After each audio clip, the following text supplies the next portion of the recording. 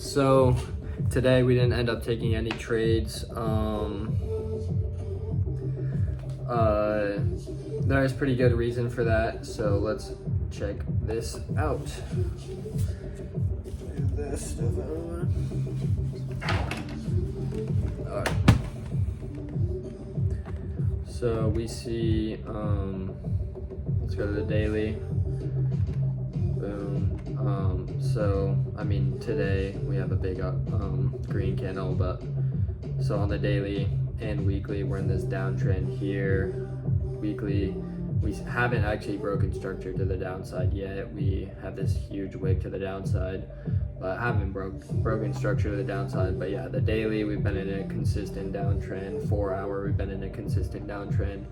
Hourly we had a big dump yesterday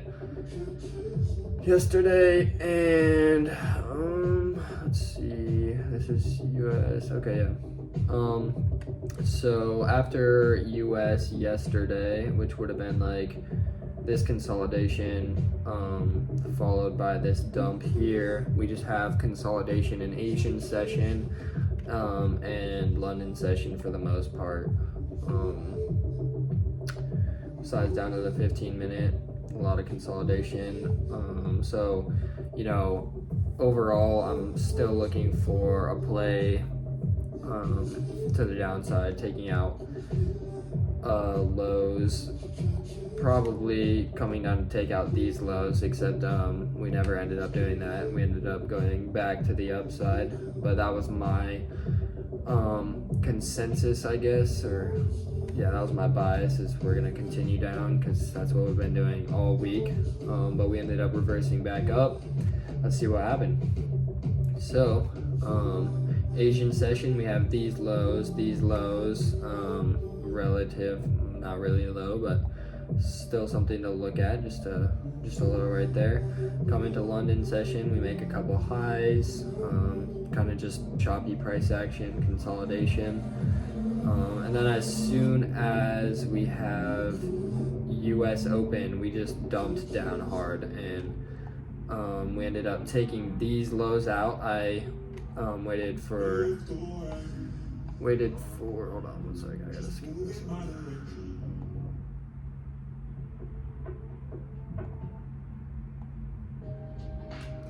This one's chill. Okay, so we have this dump down. We take out these Asian session lows and we push to the upside. Let's see when the macro opens. That would be right here. This candle here is when we actually start trading, because usually the like first 20 minutes of market is price manipulation.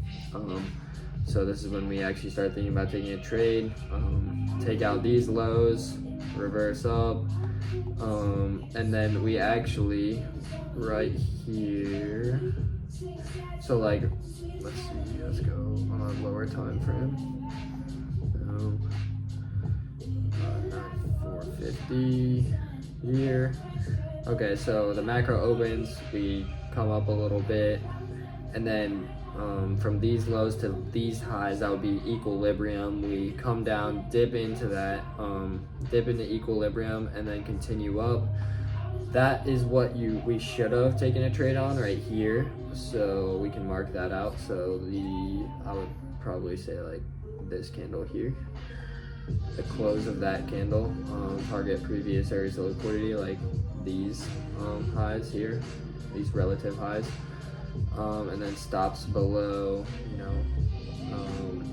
stops below here, or stops down here, whatever, you want your risk to reward to be.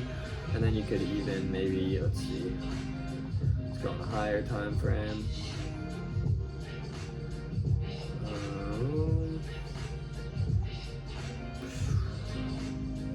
I mean, there's not too much really. We could have targeted, I think right here.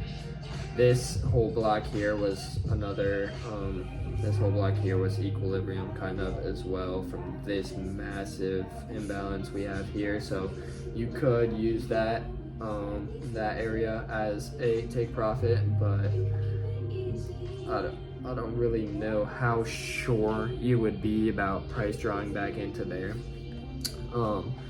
Yeah, I mean, a 1.15 risk to reward, pretty safe call here.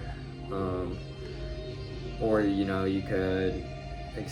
could bring these lows, you could bring your stop loss to equilibrium or whatever, because if you don't think price is going to draw back down into there for a 4.71 risk to reward. But yeah, this is the safer option to keep it down here. But yeah, this would have been a winning trade. And this is what I thought price was most likely gonna do, but the only thing that was holding us back was that initial daily bias of a downtrend, and because that's what we've been in for the past week. So that's the only reason I didn't take the trade off this. Let's see what market did throughout the rest of the day. So we don't come up quite to equilibrium, but we come up, kind of chop down, just consolidate kind of in the same range right here, and then we dip way down, take out these lows here that we previously took out here, and then we rally back up, and then off this rally, I mean, this could have been a good PM trade, but so you could have done trade off this fair value gap coming up, sweep of these lows here, rally up, retrace down into this fair value gap or this order block coming down, and then rally back up to the upside. We ended up, we come into equilibrium right here, boom, and then we drop down a little bit of resistance there, and then we spike back up, and we kind of just come into this order block here, this consolidation range from previous highs on the week, and we're chopping a little bit now, but now it's the weekend, so the market is closed. But yeah, that was kind of today's thought process.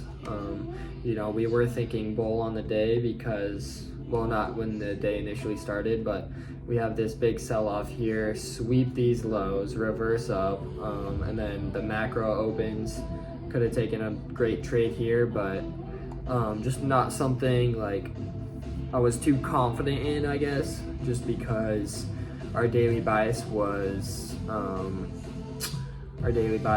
bearish, and I don't really want to take too many trades against my daily bias because I would be going against my rules. But I got to start doing a little more back testing, and maybe making certain exceptions for if we see 5-minute order flow making a reversal, or changing directions, structure shift, stuff like that, making exceptions for those to take trades against our initial bias. And I mean, our bias has just been bearish because every single New York open, it'll just dump. Boom. Okay, let's see. It's New York open, we consolidate, dump. New York open, dump. Just like we've been opening on New York time, and then we just dump down. So like, obviously my bias is gonna be we dump on New York open, which we did in the morning. We did for a very short amount of time, but that was just us taking out lows and then reversing to the upside, taking out previous highs and continuing up. Then we come back down, take all these lows out, rally up, come back, fill in the fair value gap, and then we just continue up harder and harder. Yeah, so I mean, not too much else to say here, but just sticking to the rules. You don't want to trade against the rules, even though in hindsight it might have been better for you, or you might have taken a profitable trade, but it might not have been a better trade because you didn't follow your rules. So that's kind of just what I was trying to stick to today. Anyways, thank you for watching the video. If you did,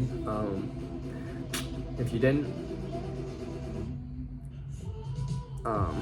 these are kind of just more for me, because I get a lot of knowledge from these. You know, I go through the trade live, then I go back over the trade, and then I re-watch the trade. So very good for me just doing back testing and stuff like that. But yeah.